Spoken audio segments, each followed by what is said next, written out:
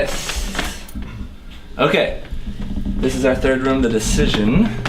This represents the emergence of an immature ego structure.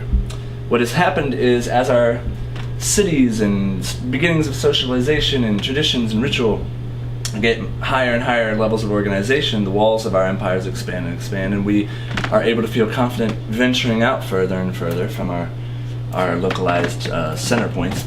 And all of a sudden we come upon a whole other tribe of little brown people over here and green people over here and blue people over here and red people over here, and some are tall and some are little and some have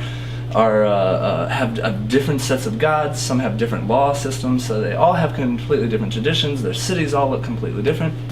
Well, oh my gosh, I thought my whole, four walls was my world. I thought my God was my world.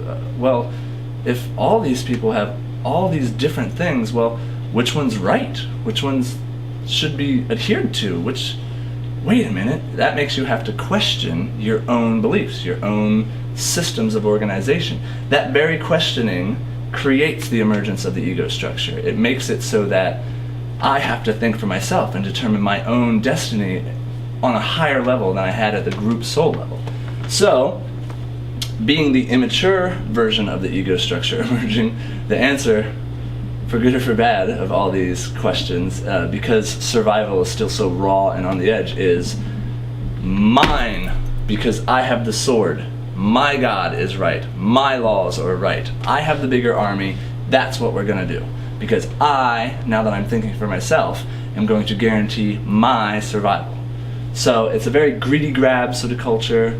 It gets very excessive, very Caligula, hedonistic sort of in a certain way, but it's all based off of like kind of a dominance and control that we're trying to gain over ourselves, but we basically extrovert it and get it so out that we just control our environment and each other. The reason you can do this and have such a greedy philosophy and it work, it doesn't ultimately work, but it works to get us through this stage, because at this point we don't realize that the earth is a finite resource. I can burn down that whole woods. There's woods everywhere. I can kill that whole race of people. There's people everywhere. Who cares? You know what I mean? I'm going to get mine. I'm going to guarantee my survival. Material things like money, we're starting to, once again, lose another layer of that freedom and that connection to spirit.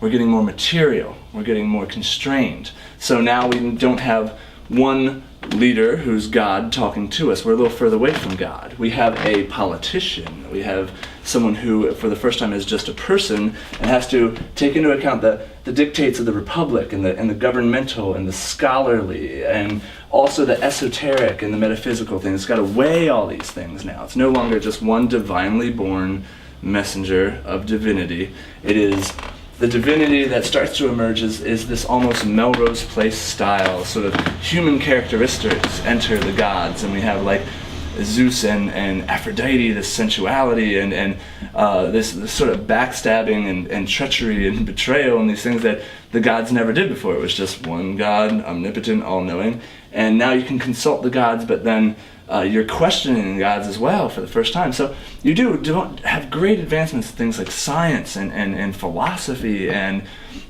all these things start to emerge at this time period because those questions of these systems lead to advancements, like really an incredible increase in advancements at this time period. But for example, like this emperor is obviously of this Greek-Roman sort of god religious system, and then there's someone that has a completely different culture, that has a completely different even symbol of ideology and what is divine, and he is basically deciding the fate. It's a very violent sort of conform to what I say, my ego structure, my way, or die.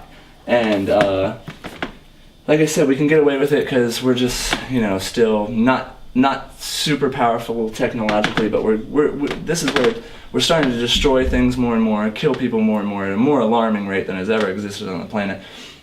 So there's all these developments that are of the good, of the mind's ability to understand the world, but we're gaining a lot more material and a lot more constraint, and eventually leads to that domination and that just consume and control leads to the advent of modern society, where we are now in room number 4. So Let's head over there.